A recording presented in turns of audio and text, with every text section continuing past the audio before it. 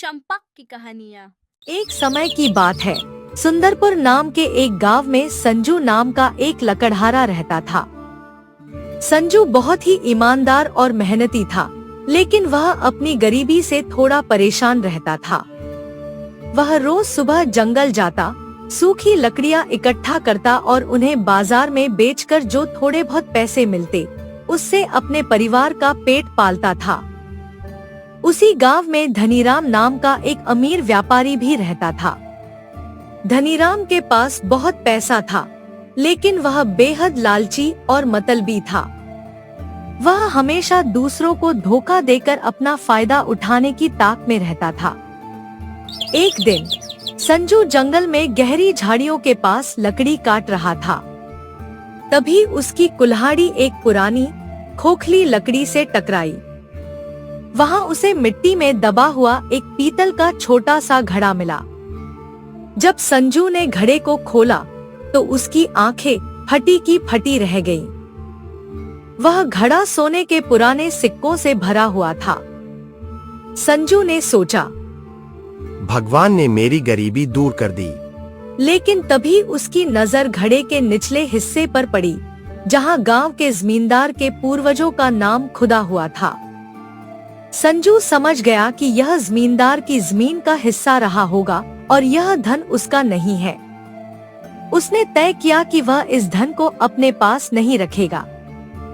गांव लौटते समय उसे रास्ते में धनीराम मिला। धनीराम ने जब संजू के हाथ में वह घड़ा देखा तो उसके मन में लालच आ गया।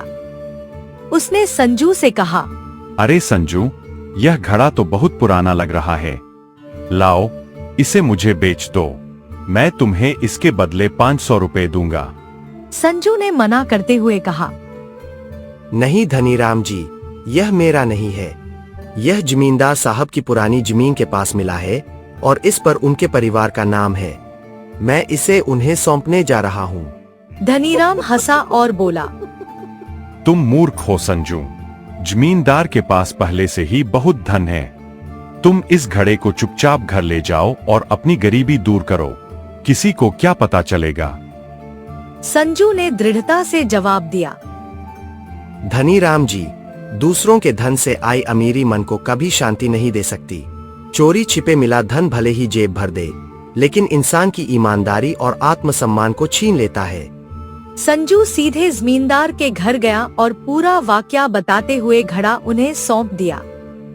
जमींदार संजू की इस सच्चाई और ईमानदारी से बेहद प्रभावित हुए।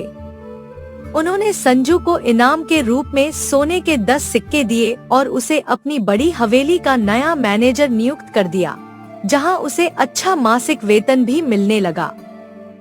दूसरी तरफ धनीराम अपनी चालाकी और लालच के चक्कर में एक दिन किसी गलत व्यापार में फंस गया और उसे भारी नुकसान उठाना पड़ा। ईमानदारी से कमाया गया थोड़ा सा धन भी जीवन में बरकत और सम्मान लाता है, जबकि लालच और बेईमानी का रास्ता इंसान को अंत में नुकसान की ओर ही ले जाता है। इस कहानी से हमें यह सीख मिलती है कि सुख और शांति हमेशा सही रास्ते पर चलने से मिलती है।